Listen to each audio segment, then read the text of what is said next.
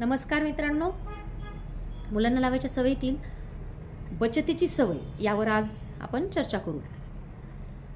Saving money is like earning money ही म्हण सर्वश्रुत आहे. पण बचत ही पैशाचीच होत असते असं नाही.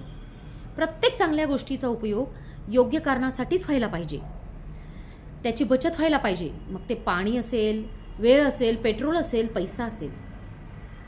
काटकसरीने जगायची सवय म्हणजेच अनावश्यक गोष्टी टाळून योग्य गोष्टींचा योग्य वापर करण्याची सवय, म्हणजेच बचत करण्याची सवय.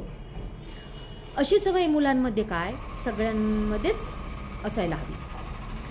मग ही सवय मुलांना काय देऊन जाते तर सर्वप्रथम मुलामधील खर्चिकपणा खूप कमी होईल आणि त्याचबरोबर मुलांना आपल्या आजूबाजूच्या गोष्टीचं, वस्तूंचं मूल्य कळायला सुरुवात होईल. आणि अशा गोष्टींची बचत केल्यामुळे खऱ्या अर्थी मुलं विचारी बनतील. मुलांना त्यांच्या जीवनात आवश्यक असणाऱ्या गोष्टी आणि अनावश्यक गोष्टी काय यातील फरक सहजतेने कळायला लागेल.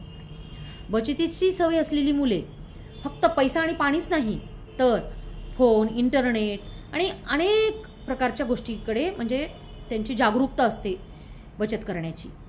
मग ही सवय कशी लावायची तर पहिली गोष्ट म्हणजे मुलांसमोर म्हणजे आपल्याला कोणत्या अनावश्यक खरेदी जर करूच नाही आणि त्यामुळं आपल्याला जर ती वस्तू लागत असेल तेव्हाच ती गोष्ट आपण खरेदी करावी. त्यामुळं मुलांना ते कळेल की आपल्याला फक्त आवश्यक गोष्टी घ्यायच्या आहेत आणि अनावश्यक गोष्टीची गरज नाही आहे, तेव्हा त्या नको आहे. घरात एखादी गोष्ट खरेदी करायची तर ती चर्चा करून सर्वांसोबत ती वस्तू जर घेतली तर मुलांनाही त्याच पद्धतीने तशी खरेदी करण्याची सवय लागेल. मुलांच्या हातात क्रेडिट कार्ड, डेबिट कार्ड किंवा पैसे जर दिले तर त्याचा हिशोब घरात घेणं बंधनकारक आहे. अन्न, पाणी, पैसा, वीज यासारख्या गोष्टी कशा सांभाळायच्या यावर चर्चा झाली आणि त्याचं योग्य शिक्षण दिलं तर मुलांमध्ये त्याच्याविषयी जागरूकता तयार होईल.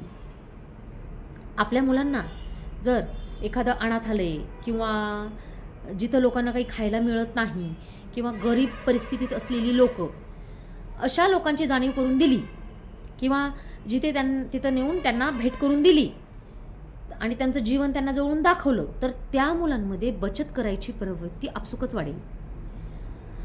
अनेकदा आजूबाजूला राहणाऱ्या लोकांमध्ये किंवा मुलांमध्ये जास्त पैसा खर्च करण्याची एक वृत्ती असते.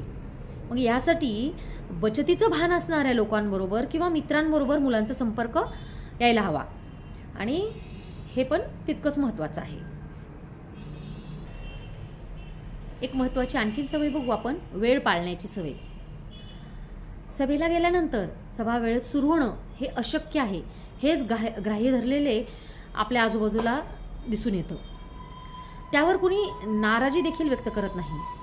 इंडियन टायमिंग या नावाखाली या गोष्टी सहजपणे खपवल्या जातात. उलट सभेत जो उशिरा येतो तो सर्वात मोठा असाच नावलौकिक असतो. त्यामुळे सभेचा मुख्य पाहुणा हा उशिराच यायला हवा हे गृहीत धरलं जातं. पण खऱ्या अर्थाने जी माणसं मोठी असतात ती मात्र वेळ पाळत असतात. उलट त्यांना जर उशीर झाला तर काही कारणामुळे ती अस्वस्थ होतात आणि जर उशिरा पोहोचलीच तर ते मनापासून माफी मागतात. आणि आपल्या मुलांमध्ये वेळ पाळण्याची सवय ही असायलाच हवी. मग ही सवय मुलांना काय देऊन जाईल तर सर्वप्रथम मुलांमध्ये वक्तशीरपणा येईल आणि त्या वक्तशीरपणामुळे ही मुलं आपोआपच कार्यक्षम होतील.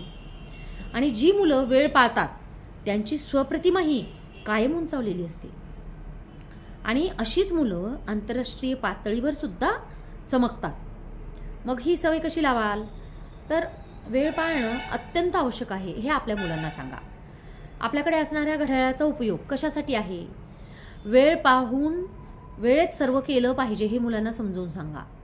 आणि तुमच्याकडून समजा जर वेळ पाळली नाही गेली तर मुलांना आधी सॉरी म्हणा.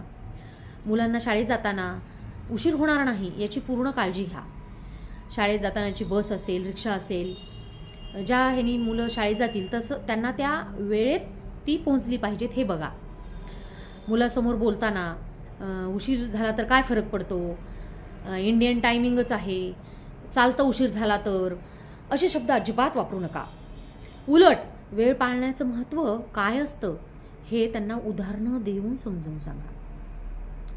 तुमच्या ऑफिसमध्ये किंवा वर्क प्लेसमध्ये तुम्ही जर वेळेवर जात नाहीत आणि तेव्हा मग त्यांना मी गेल्यानंतर एखाद्या वेळी माझ्याकडनं चूक झाली आहे, मी उशीर केला आहे, तर मी सॉरी म्हणतो, दिलगिरी व्यक्त करतो आणि पुढच्या वेळेस ती चूक सुधारून वेळेवर जातो हे त्यांना सांगा.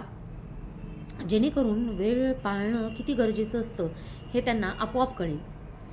समजा मुलांना उठायला उशीर होत असेल तर त्यांना लवकरात लवकर उठण्याची पण सवय लावा आणि त्या दिशेने ती पाऊल आपण उचलायलाच हवी. आणि काही कारणामुळे समजा मुलांना वेळ पाळता नाही येत असेल तर त्यांना सॉरी म्हणण्याची सवय म्हणजेच दिलगिरी व्यक्त करण्याची सवय लावायला हवी. धन्यवाद.